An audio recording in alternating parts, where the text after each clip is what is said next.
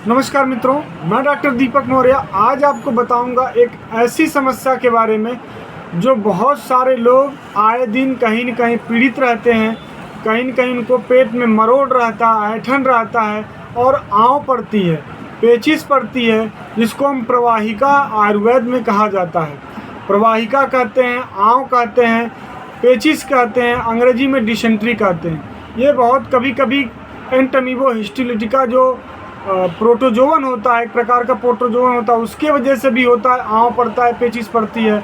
और कभी-कभी हमारे शरीर में जब रस धातु का पाचन सही तरीके से नहीं हो पाता, मंद अग्नि हो जाती है, पेट की अग्नि कमज़ोर हो जाती है और शरीर में वायु बहुत ज़्यादा बढ़ जाता है। ज़्यादा आहार विहार करने की वजह से, बहुत ज़्यादा तैलीय चीज़ या बहुत ज़्यादा शारीरिक श्रम या बहुत ज़्यादा संबंध बनाने की वजह से हमारे शरीर का जो आहार विहार सिस्टम है वो थोड़ा सा गड़बड़ हो जाने की वजह से वायु वृद्धि हो जाती है। जो कोष्ठ होता है, हमारी इंटेस्टाइन होती है, उसमें मलबद्धता हो जाती है। जो उस आंतों में म्यूकस जमा हो जाता है, स्लेमा जमा हो जाता है, वो गुदा मार्ग से धीरे धीरे निकलता रहता है। और कभी कभी आदमी कफ को जब निकलता है, कफ जो होता है आंव के साथ मिश्रित होकर के बार बार लैट्रिन के रास्ते आता है, उसको प्रवाहिका कहा जाता है, आंव कहा जाता है। तो आयुर्वेद कहता है रस धातु का पाचन ना होने की वजह से आंव बार बार होता है। तो आमवात का पाचन या रस धातु का पाचन होना बहुत ज़रूरी है। अगर आमवात का पाचन या रस धातु का पाचन नहीं हुआ तो कहीं न कहीं आंव बार बार निकलता है और उसे हम आंव समझ के दवा तो खा लेते हैं और उसके बदले हमारे शरीर में गठियाबात बनता है, क्योंकि मल इकट्ठा होता चला जाता है और डायरेक्ट दवा देने की वजह से, रोक देने की वजह से बार बार शरीर में समस्याएं बढ़ती चली जा रही हैं। दीपन पाचन नहीं हो पाता है। तो सबसे पहले जिस व्यक्ति को आंव पड़े उनको दीपन पाचन की औषधि देना बहुत ज़रूरी है कि जो खाए वो आसानी से पच जाए, कोई दिक्कत ना हो। तो कारण क्या होता है, अगर किसी व्यक्ति का पानी बदल जाता है, इस स्थान से दूसरे स्थान पे जाता है या फिर किसी दुकान पे अदर जगह पे इन्फेक्टेड पानी पी लेता है, उस प्रोटोजोवन की वजह से भी मैंने अभी बताया है कि कहीं न कहीं आंव हो जाता है। दूसरा चीज़, कुटाइम से भोजन करने पर, यानी टाइम भोजन नहीं करने पर, उल्टा सीधा अलग समय पर खाने पीने की वजह से भी होता है। तला भुना चीज़ें खाने के वजह से भी, भारी सामान खाने के वजह से भी होता है और बहुत ज़्यादा उपवास रखने के वजह से भी होता है। तो सबसे पहले आमवात ना बढ़ने पाए, आंव ना बने, उसके लिए पाचन का सही होना बहुत ज़रूरी है। तो इस केस में दीपन पाचन संबंधी औषधियाँ दी जाती हैं, जैसे शंख भस्म है, रामबाण रस है, हिंगवष्टक चूर्ण है, लवण भास्कर चूर्ण है, बड़ी पीपर अगर 1.5 ग्राम की मात्रा दूध से, आधा कप दूध से अगर हम देते हैं तो आंव बनना बंद हो जाता है और आंव का पाचन भी हो जाता है।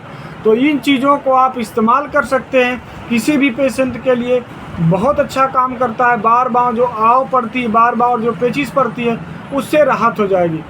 और एक दवा है कैस्टर ऑयल।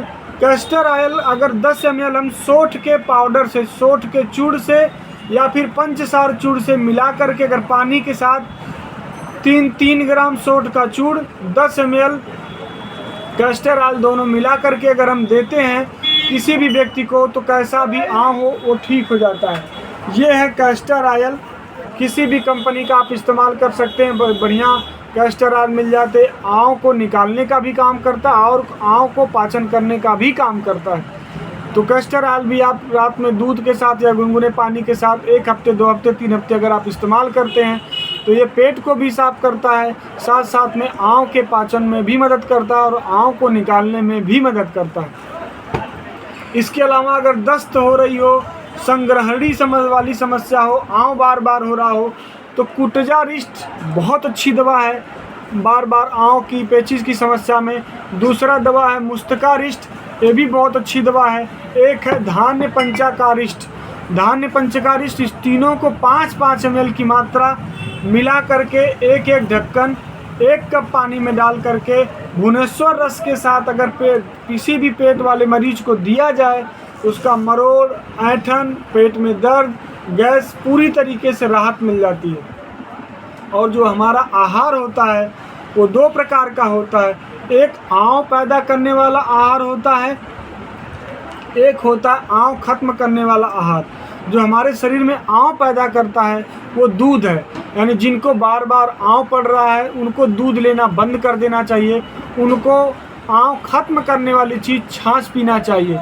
छाछ जो व्यक्ति बराबर पीता है उसका दीपन पाचन बहुत अच्छा होता है। काला नमक डाल करके अगर छाछ पीता है दीपन पाचन बहुत अच्छा होता है, आँव पड़ना पूरी तरीके से बंद हो जाता है। तो अगर किसी को आँव पड़ रहा है तो आप दूध बिल्कुल ना लीजिए।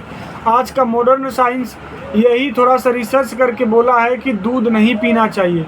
दूध एक ही दशा में नहीं पीना चाहिए, जब आपके शरीर में आँव बहुत ज़्यादा बन रहा हो तो दूध नहीं पीना चाहिए, उसके बदले में छाछ पीना चाहिए। इसके अलावा अगर आपको वाता अतिसार है, यानी वात ज़्यादा बढ़ गया उसके वजह से अतिसार हो रहा है, आँव पड़ रहा है, तो आप सौंठ का इस्तेमाल करिए। 3-3 ग्राम सौंठ खाइए सुबह दोपहर शाम, आँव पूरी तरीके से बंद हो जाएगा। अगर कफ के वजह से अगर अतिसार हो रहा है तो आप सोचर नमक खाइए। अगर रक्त के वजह से रक्ता अतिसार हो रहा है, पेचिश खून के साथ भी आ रही है, मरोड़ भी हो रहा है, बहुत ज़्यादा दिक्कत हो रही, तो आप अनार के छिलके का पाउडर 3-3 ग्राम 2-3 टाइम लेंगे तो रक्त आना बंद हो जाएगा। रक्त अतिसार में बहुत अच्छा आराम मिलेगा। आम पाचन में अगर आम पाचन नहीं हो पा रहा है, बार बार म्यूकस निकल रहा है, तो आपको पंचकोल चूर्ण का सेवन करना चाहिए। और आइए हम बताते हैं कुछ घरेलू नुस्खे और कुछ आयुर्वेदिक दवाइयाँ जो आँव में बहुत अच्छा काम करती हैं। ये है चित्रकादि बटी। ये आँव को ख़त्म करने के लिए, मरोड़ के लिए, आँव के लिए, प्रवाहिका के लिए बहुत अच्छी दवा है। 2-2 गोली सुबह शाम लेना है। एक आती है इस बबेल बैद्यनाथ कंपनी की, और एक आती है बैला क्वीन नाम से। इसमें इसबोल की भूसी पड़ी है, बेल पड़ा है, कुर्ची पड़ी है और टिंडाजोल है। ये सब मिला करके आँव के लिए बहुत अच्छी दवा बनती है। अगर किसी को आँव बार बार पड़ रहा है तो आप बिलबादी चूर्ण भी दे सकते हैं, यानी बेल का चूर्ण देंगे, बेल की गिरी देंगे, तब भी आँव में बहुत अच्छा मदद मिलता है। अगर किसी व्यक्ति का आँव नहीं बंद हो रहा हो, एकदम वो दवा कर कर के परेशान हो गया हो, तो आप कुछ ना करिए, हल्दी के पाउडर को भून लीजिए, भुनी हुई हल्दी का पाउडर लीजिए, उसमें काला नमक मिलाइए।